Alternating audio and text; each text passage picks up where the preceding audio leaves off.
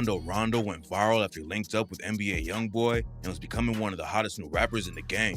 But after some shocking news just broke, his career could be over for good. This is the rise and downfall of Quando Rondo. On December 8, 2023, the FBI worked with the Savannah, Georgia Police Department to arrest Quando Rondo. They pulled him over around midnight, but it wasn't for a simple traffic stop. The feds had a target on Quando, so they sent the local cops to hunt him down. Quando and three of his homies named Lil D, Stro, and Hollywood were all named in the Fed case and were charged with conspiracy to possess with intent to distribute fentanyl, cocaine, and more. Quando pleaded not guilty and was released on bond. But if the See, if you're doing stuff like this, man, this stuff is not cool, man. Now, I ain't gonna disrespect nobody's lifestyle, because you do what you want. I'm just saying it's not cool, man. I don't know from more none of this. case goes to trial, he could end up serving 20 years in prison. Getting hit with the Fed case is never good news, but Quando was already facing a state RICO in Georgia. Back in June 2023, Quando and 18 other dudes got hit with a massive 49-count indictment. Quando was charged with 2 counts of conspiracy to violate Georgia's Controlled Substances Act, 1 count of participating in criminal street gang activity, and use of a communication facility in commission of a felony involving a controlled substance. According to the paperwork, Quando took a trip to Macon, Georgia on June 4th to buy weed from his blood. The state accused Quando of being a leader of the Rolling 60s Crip set in Georgia, and if they're able to prove he was calling the shots, then he could catch more time for any crimes his homies committed. When he was arrested in June, the prosecutors wanted to keep Quando locked up and asked the judge not to give him bail, but the judge decided that since Quando has to travel for his career, he could stay free until the trial. This isn't the first time Quando's been accused of street gang activity though. Back in 2019, the state tried to get rid of his probation after he was convicted of possession of a firearm by a minor. Then in 2019, Quando threw hands with an op at the Oglethorpe Mall and got hit with charges for a fray and violating his probation. The judge gave him bond on the probation violation, but the state tried to get rid of the probation again and said that the fight was between rival gang members and accused Quando of violating the Street Gang Terrorism Act. Then there was even more drama in the case after Quando's lawyer had to quit. It turned out that he was working with the dude Quando threw hands with too, so Quando What type of... That is some different type of stuff right there, boy. That is way different. hired a dude named Jeffrey Alls instead. Jeffrey said that the state had done a lot of unethical things in this case, and eventually the state gave up on revoking Quando's bond and dropped the accusation about gang activity too. Jeffrey fought hard for Quando, but now he's working with the Chatham County District Attorney's Office, which is the one who just hit him with a RICO case. Jeffrey can't work on the new case since Quando used to be his client, but the whole situation is kinda sketchy, and some people are worried Quando's not gonna get a fair trial. A month after Quando posted bond for the Georgia State case, he almost went back to jail after he crashed his whip. According to court documents, Quando was speeding down the highway when he crashed, and first responders gave him Narcan since he was showing signs of an overdose. Narcan is used for people who overdose on opioids, and part of Quando's bond agreement said that he was supposed to stay away from illegal drugs. Quando caught another break and didn't get locked up, but his luck ran out in December when the FBI got involved. Here's what's really crazy about the situation. If Quando gets convicted in the federal case, he could end up doing 20 years, but none of that time would matter in the Georgia State case. So if the situation goes left and he ends up getting time for both of them, he'll have to go serve his full sentence in Georgia right after he gets out of the feds. It's a lot of bad news for Quando right now, but he's not letting it slow him down. A couple days after he posted bonds in the Fed case, he dropped a track cash and raps, "Thug nigga from the gutter. No, the money can't change me. They tryna do me like Young Thugger. Hit the county for some gang shit. Yeah, I'm fully loaded. Blue double R, that's when I lane switch. And county chain gang, I get out, ain't going back. I got a bounty on my name, pull up, get the 100 racks. There go, you know my youngin', Trey, ain't speaking on who got waxed." Quando isn't just facing the loss in the court system though. He went through a tragedy last year after his cousin Lil Pabb was shot and killed right in front of him. They were riding RIP to that, man. RIP. around LA together when 3 shooters caught them and started letting off shots, and Pabb was tragically pronounced dead at the hospital a few hours later. Lil Pabb was facing his own RICO case in Georgia and was supposed to see trial just 1 week before he was shot and killed in LA. Him and 10 of his homies were accused of going on a massive crime spree and stealing over 10 cars in 1 day. Pabb was also facing 2 other cases for fleeing from the police, burglary, theft, and cruelty to children. According to court documents, Pabb did the race and got into a high-speed chase with the cops from Georgia to South Carolina. Quando raps about Pabb all the time, like on the track ABG, where he said, "Through the cut with Pabb, we gon' bang on him. Leaky in the back seat with that chopper, we gon' swing on him. And on my draws be Ralph Lauren, 23 shots to his car, Michael Jordan." And on his new track Cash, he rapped, I get on them drugs and scream for Allah. Every morning, I'ma hit that rug and do my phat. Oh, so he's Muslim then. Oh, okay. Shout out to all my Muslims. I'm not Muslim, I'm Christian, but shout out to all y'all. I'ma buy a brand new Benz truck like I'm Rollo. It ain't a night that I don't think about my thug, R.I.P. Pablo. And on his album Recovery, Quando aired the shooting situation out on the track Long Live Pabb and raps, I think that I might throw the towel in on my bandana. I think somebody out Crenshaw ran down and hit my man up. I'm gonna give my life to Allah. This a dirty Fanta. I wish I bulletproofed that Tahoe, jumped out with that hammer. That hurt my heart. I watched my partner die right by a gas pump. Look to the sky, a shooting star, bet that I'm the last one. Quando Rondo's probably the biggest rapper in Savannah right now, but he had a name in the streets way before he ever hit the charts. When he was 2 years old, Quando's parents got into a fight and a hot iron fell on his leg and burned him. His mom took him to the hospital, but then CPS came in and snatched Quando away from his parents. He lived with his dad's aunt growing up while his dad went in and out of jail and his mom was addicted to drugs. Quando called his aunt grandma, but she was the reason he caught his first charge when he was just 11 years old. Quando got into a fight with one of his cousins, and his grandma called the cops and got him put on probation. That's when Quando started smoking weed, and over the next few years, he went deeper and deeper into the streets. Quando kept failing his drug test and had to go back to juvie a couple more times. Then they sent him home with a leg monitor. He wasn't gonna just sit around the house though, so Quando would let the monitor die and then sneak out on the streets. His parole officer eventually caught him though, and that's when Quando got sent to a boot camp for a few months. He was supposed to be in there for a year and a half, but Quando kept on fighting other kids and ended up getting sent back to juvie instead. After he got out of juvie that time, Quando only stayed out of trouble for a few months before he got picked up for stealing a cap gun and a bike. He served more time and got put on house arrest again, and by that point, there was no turning back for him. He had already dropped out of school in the 6th grade and was too young to work a normal job, so Quando put both feet in the trenches and started hitting licks. He was kicking in doors and selling stolen TVs. Then he decided to hit up houses in a nicer part of town.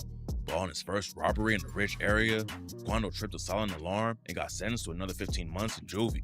Going to juvie again didn't slow him down in the streets at all though, and when he came back out, he started carrying guns and was catching more serious charges.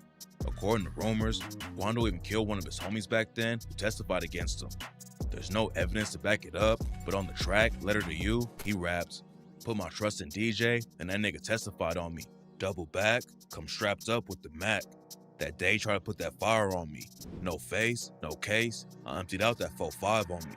In the city where I'm from, I swear it's kill or be killed. You gotta stay up on your pivot. Anybody can get it." Then on the track, Run Me Up a Check, he said, "Glizzy leave a fuck nigga leaking. I'ma leave a fuck nigga bleeding. My youngins, they gon' murk for no reasons. Everything blue like 4 seasons. Better ask Dexter how I ripped the Beretta. I put that nigga on the stretcher. Bury him just like my treasure." It's not clear if Quando Self-snitching stuff is it, man. These lyrics be just self-snitching on yourself, man. Come on now. really took out his own homie back then, but we do know he started taking losses in the street around the same time. When Quando was locked up in juvie one time, he became tight with a dude named Kwafi Murphy. Then while Quando was locked up on a gun charge, Kwafi was shot and killed during the gun sale that went left. A dude named Juki ended up getting hit with a life sentence for murdering Kwafi, and Quando says that was the first homie he actually lost. In an interview with DJ Small's Eyes, Quando said that he's still really heartbroken over the situation, and it was the first time he realized death was real. A lot of people only heard about Quando and his homie Lil Tim after they were involved with King Von's death back in 2020, but the two of them are wrapped up in one of the deadliest gang wars in Georgia history way before that. Quando and Lil Tim both repped the Rollin' 60s Crips and linked up when they were teenagers. Tim wasn't just a Rollin' 60 though. He was also affiliated with a crew called Only the Mob, aka OTM, which was a set made up of dudes from the Rollin' 60s, GDs, and other gangs. Quando's cousin Lil Pop was rocking with them too, and in 2016, they sparked a massive wave of violence in Savannah. Only the Mob had major issues with sets like VBS and the 1100 Block Gang, who were both clicked up under the 2X gang umbrella and rocked the color purple. On December 11, 2016, a dude named Javante Reed was shot and killed in the street, and an alleged Only the Mob member named Craig Weston was booked for the murder. Then a few months later, a 17-year-old named Tristan Gray was murdered, and the U.S. Marshals got involved with the case. A couple weeks later, another teenager named Kevin Jackson was gunned down in VBS territory. A dude named Rassam Sharp pleaded guilty and got hit with a 20-year sentence. There were 6 different shootings in 10 days across the city, but it wasn't even close to being over. And on July 5th, 2017, the war in Savannah took another tragic turn. 3, only the mob dudes slid on the ops and started letting off shots into a group of people on the street. They caught 2 1100 block affiliates and sped off, but that's not where things ended. The cops caught up to the only the mob dudes fast, so they tried to outrun them and get away. During the chase, an innocent dude named Scott Waldrop tried to get people out of the way of the only the mob member's car, and they ended up running them over and leaving them dead in the street. Then after they killed Scott, the only the mob affiliates crashed and 2 of them died in the wreck. One of the dudes who died was named Stucky, and he was tight with Lil Tim back then. Their homie Jerry Chambers was the one driving the car that night, and he ended up getting charged for 3 murders over the situation. He had been booked for a different shooting in 2016 for robbing a woman at the mall, and after he took the murder case to trial, he lost and got hit with a life sentence. A couple months after the drive-by and chase, another dude named Marafi Williams was shot and killed. It's not clear exactly what went down, but another dude named Tay and his crew got into a shootout with Williams' homies, and Williams was tragically pronounced dead that day. Less than a week after that, another teen named Jaheim Morris got shot in the head and was rushed to the hospital by his homies. He was affiliated with the 1100 block gang, and street rumors say only the mob was behind the hit. But then news broke that he was actually in the car with his homies in the middle of a drive-by, and one of them accidentally shot him while they were spraying at the ops. It's not clear how much Quando was really involved with the war between only the mob and the 2X crew, but he's dissed him his whole career on tracks like Purple Baby when he raps, "I swear that all I know is murder, baby. Riding around with them bags on me, smoking purple. That 30 poking out my pants on me. I'm rocking purple label. This for that one who put them bands on me. We gon' murk 'em. Roll up a blunt of that new dead homie while sipping purple maple." Lil Tim is famous for killing King Von after Von swung on Quando, but rumors say he was involved with way more bodies before that and killed 4 dudes from 1100 block. And on the track Dead Guy, Quando rapped, "Walked around that corner with that Glock in your hand, let him know what's what. Nigga try to kill Lil Tim, he got shot in his hand, that's why we smoking burning. Screaming that number that come right after 10. Late night, we screaming murder." Quando allegedly confirmed Tim had 4 bodies before Von on the track Purple Baby and raps, "Hellcat versus that Hemi, we straight dusted nigga. Do the dash in the Forerunner, way before that boy, he put 4 on him. I'll be down, they up the skull on us. I done dropped the low, I'm in the NOLA thuggin'. Here they go, claiming they want smoke until they bro under." Quando, Tim, and the rest of their homies were heavy in the streets back when Savannah was one of the most active cities in Georgia. At the same time, Quando always wanted to make it in the music industry and started dropping tracks in 2017 when the beef with the 2X crew was really heating up. After he got out of jail in November 2017, he dropped the track I Remember on YouTube and popped off immediately. I ain't gonna lie, that's my favorite song by Quando Rondo is I Remember. Favorite song by him. A couple of months later, Lil Baby hopped on the remix and helped Quando get even more buzz on his name. And in June 2018, he linked up with the dude who helped him take everything to the next level. NBA Youngboy made Quando his first artist on his Never Broke Again label, and that's when Quando really hit the spotlight. Youngboy and him were tight from the jump, and Quando was ready to take on any beef that Youngboy had in the industry. Having Youngboy backing him pushed Quando's career in a big way, but it's also why he ended up getting involved with King Von's death. Before Youngboy and Von started beefing, Quando was cool with Von's homie Lil Durk, and they even linked up in the studio. Youngboy and Von started having issues after Von dissed him for capping in his raps on IG Live. Then they started going back and forth about their baby mamas on social media, and Youngboy allegedly took a shot at him on the track Dead Trolls and raps, "Travel around with hella troops. I got pictures of you, little pussy bitch. Plan on staining something in Atlanta too. Won't get up with me, but I don't fuck with you.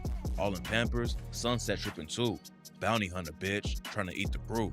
Quando got involved with the Twitter beef and started taking shots from Von's homies. And that's when Lil Tim hopped in and said, "Niggas from Chirac better chill on my nigga Quando."